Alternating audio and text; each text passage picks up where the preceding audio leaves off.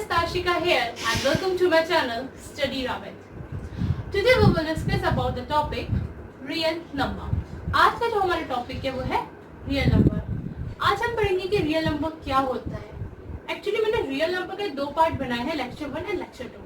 आज का लेक्चर है हमारा लेक्चर 2. हमने लेक्चर 1 में वो कुछ बेसिक कंसेप्ट बताए थे जो रियल नंबर से कनेक्टेड है. तो जिन बच्चों ने लास्ट लेक्चर नहीं देखा है वो जाके चेक कर सकते हैं. मैंने डिस्क्रिप्शन बॉक्स में उसका लिंक दे दिया है. So let's start with real number. मैंने आपको लास्ट लेक्चर में बताया था natural numbers, whole numbers, integers, rational numbers and irrational numbers. तो इस सब चीज़ों का कनेक्शन हमें यहाँ पे रियल नंबर में मिलेगा. एक्चुअल में जो रियल नंबर होता है वो कलेक्शन होता है rational numbers and irrational numbers का. That means the real number is the collection of rational numbers and irrational numbers. ठीक है, तो हमारी फर्स्ट डेफिनेशन जो है रियल नंबर की ये थी, the collection of rational numbers and irrational numbers are called real number. And second definition जो है, the numbers whose square is always a non-negative number are called real number. इसका मतलब ये है कि अगर हम किसी भी नंबर का स्क्वायर करते हैं, किसी भी नंबर का अगर हम स्क्वायर करते हैं तो उनका जो रिजल्ट आता है वो हमेशा नॉन नेगेटिव होना चाहिए. मीन्स अगर हम किसी चीज़ का स्क्वायर करें उसका रिजल्ट पॉजिटिव आए तो वो नंबर रियल नंबर कहलाता है. अदरवाइज वो रियल नंबर नहीं होगा, तब वो नंबर इमेजिनरी नंबर हो जाता है. मैंने आपको लास्ट लेक्चर में बताया था. तो स्टार्ट करते हैं रियल नंबर से. मैंने फर्स्ट डेफिनेशन के according rational numbers plus irrational क्या होता है हमारा रियल नंबर होता है. ठीक है, the collection of rational numbers and irrational numbers are called real number. Second जो डेफिनेशन है वो हमारी क्या है, the numbers whose square is also always a non-negative number. No, the square is non-negative. अब मैं आपको एग्जांपल देके दिखाती हूँ. एक 2 का स्क्वायर करते हैं हम तो रिजल्ट क्या आएगा 4. 4 is a positive number.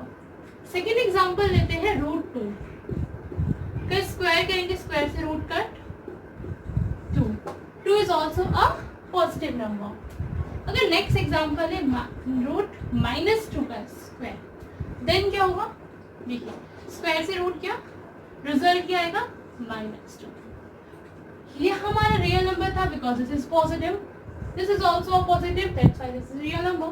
But this is not the real number because this result is in negative form. तो ये नंबर क्या हो जाएगा, एक इमेजिनरी नंबर हो जाता है.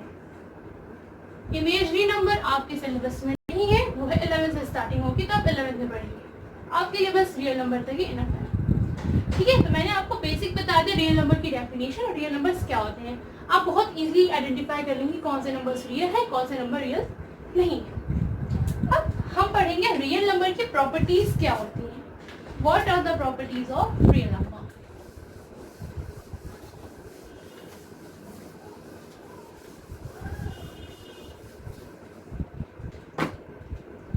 मैंने आपको नोट्स डिस्क्रिप्शन बॉक्स में प्रोवाइड कर दिया, वहां से चेक कर सकते हैं. तो स्टार्ट करते हैं properties of real number. Properties of a real number क्या है. एक्चुअली मैंने प्रॉपर्टीज को टेबल फॉर्म में बनाया है जिससे आप बहुत इजी तरीके से याद कर सकते हैं. अगर मैं आपको थ्योरी वे में समझाऊं तो आपको बहुत जल्दी समझ में नहीं आएगा. आपको मैं टेबल फॉर्म में बताऊंगी तो जल्दी समझ में आ जाएगा. It's means easy to learn हो जाएगा आपके लिए, तो इसलिए मैं आपको टेबल फॉर्म में समझाती हूँ.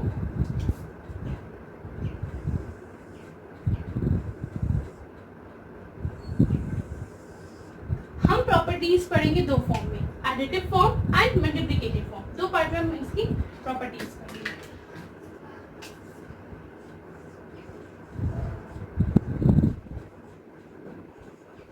मल्टीप्लिकेटिव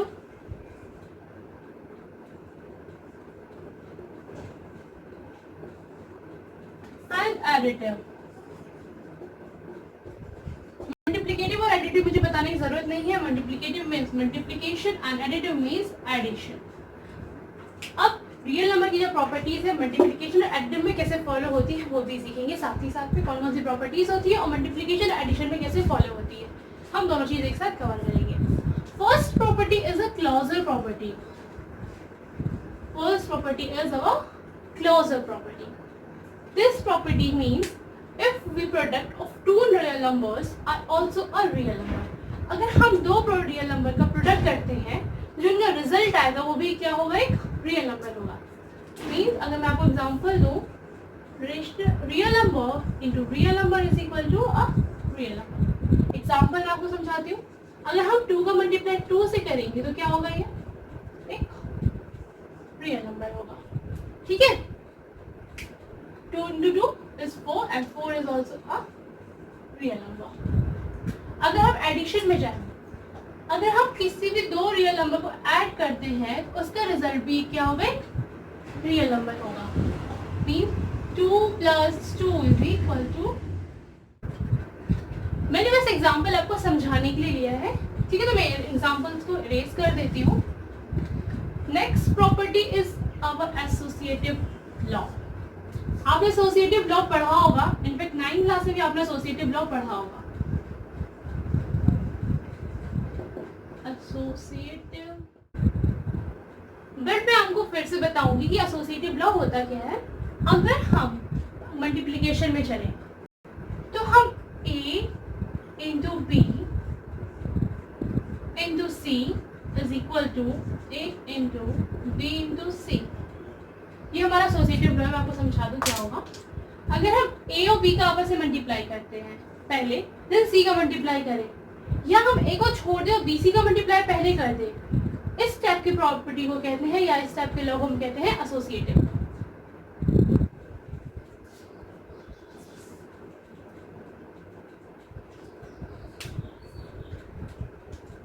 अब हम आएंगे एडिटिव में। एडिटिव में सेम ऐसे केस एडिटिव में भी है।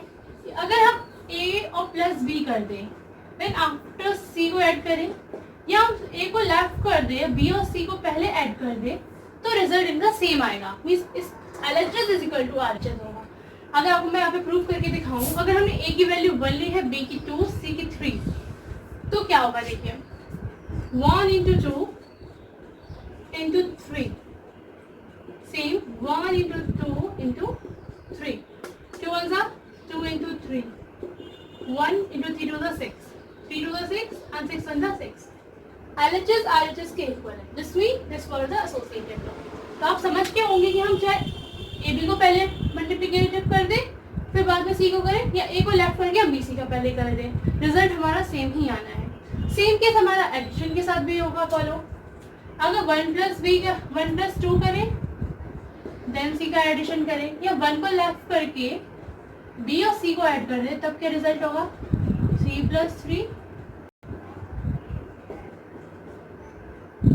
6 is equal to 6। Same result आ रहा है। ठीक है, तो सेम एग्जांपल मैं इरेज कर दे रही हूँ। अब हम आएंगे नेक्स्ट लॉ की तरफ। नेक्स्ट लॉ है हमारा communicative law. Communicative law, third law is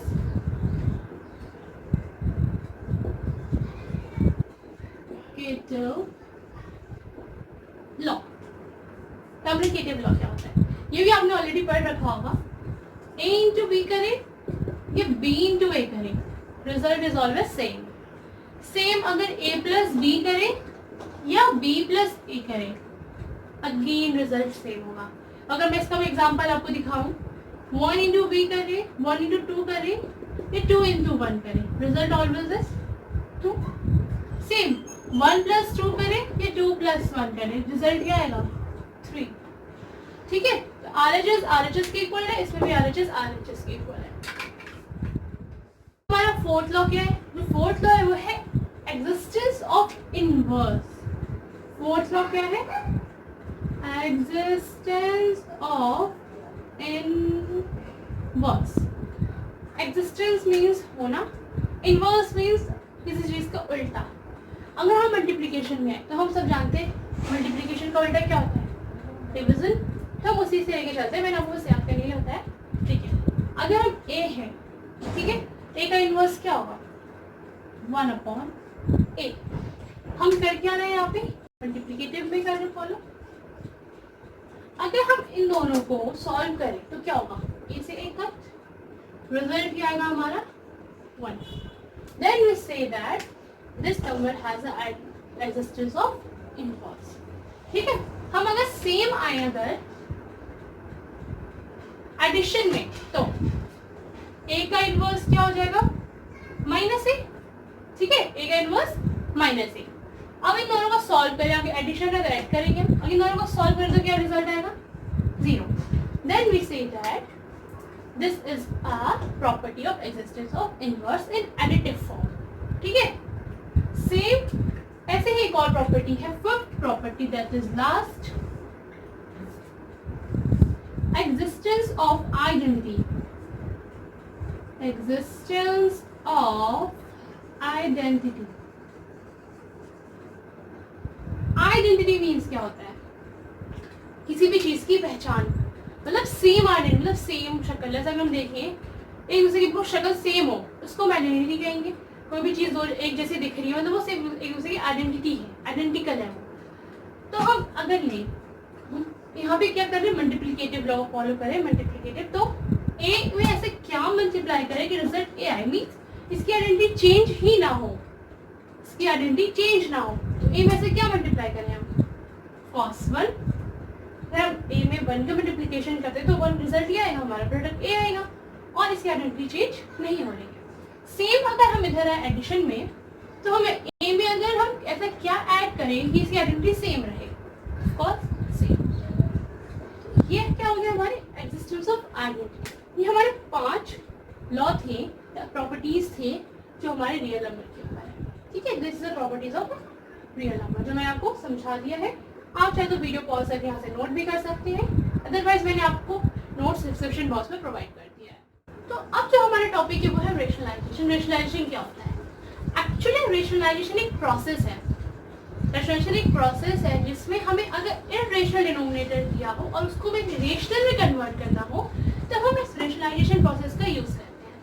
अब रेशनलाइजेशन प्रोसेस में होता क्या है, रेशनलाइजेशन में हम क्या करते हैं, जो डिनोमिनेटर में इररेशनल डिनोमिनेटर दिया हुआ है उसमें हम एक ऐसे नंबर या ऐसे किसी नंबर से, रेशनल फैक्टर कहते हैं एक्चुअली, किसी भी ऐसे सुटेबल नंबर से मल्टीप्लाई और डिवाइड कर दे जिसकी वजह से वो जो डिनोमिनेटर है इररेशनल वो रेशनल में कन्वर्ट हो जाए। ठीक है, और जो सुटेबल नंबर होता है जिसे हम उसे मल्टीप्लाई और डिवाइड कर रहे हैं उस नंबर को हम कहते हैं रेशनल फैक्टर। ठीक है, तो रेशनलाइजेशन क्या हो गया, एक ऐसा प्रोसेस जिसमें हम इररेशनल डिनोमिनेटर्स को रेशनल में कन्वर्ट करते हैं, हम उस प्रोसेस को हम कहते हैं रेशनलाइजेशन। तो अब रेशनलाइजेशन की डेफिनेशन क्या हो गई, तो rationalization is a process in which we convert irrational denominator into a rational by multiplying and dividing with a suitable number।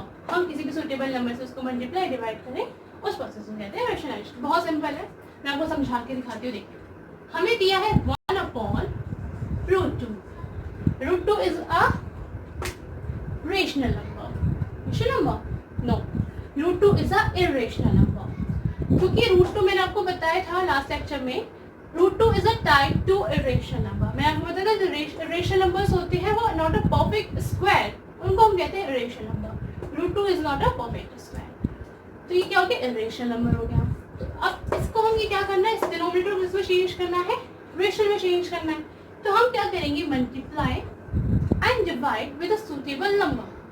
ऐसे नंबर से इसको मल्टीप्लाई और डिवाइड करें जिससे क्या हो जाए, ये एक रेशनल में कन्वर्ट हो जाए। अब वो सुटेबल नंबर कौन सा होगा बताइए, आप सोच सकते हैं कौन सा सुटेबल नंबर हो सकता है। वो सुटेबल नंबर जो होगा वो होगा √2, और कोई नहीं, जस्ट √2 ही होगा। तो हम √2 का ऊपर ही मल्टीप्लाई करेंगे, नीचे में मल्टीप्लाई करेंगे। मैंने डेफिनेशन में बोला था, multiply and divide with a suitable number.